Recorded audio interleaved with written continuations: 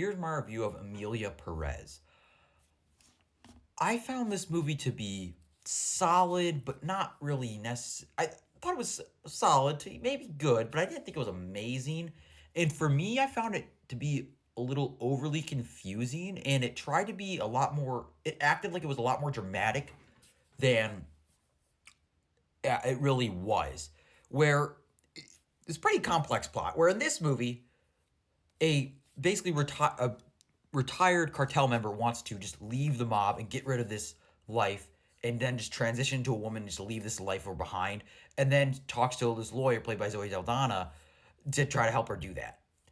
And it just gets super complex.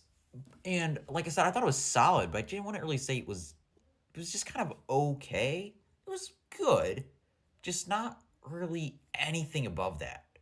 And this movie is also a musical, and I will say, I think that the musical scenes were great. I mean, all of these actresses are great singers. I think that there's a lot to like here, but for just the plot was just not compelling. And there are several musical scenes in this that are great, I'd say, that are very good. And I think that just all the music is good, but it's just the substance itself. It just, to me, wasn't really there. The characters weren't as interesting. It was just a serviceable film, and it just felt like it just dragged to me.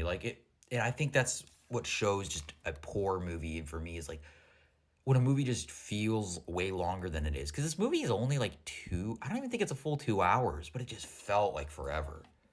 And there also is this big time gap between Zoe Saldana's character and then when she finally sees this ex-mob boss again, and before they kind of get involved in this whole complex plot with like her kids, or who used to be his kids, and then his ex-wife played by Selena Gomez.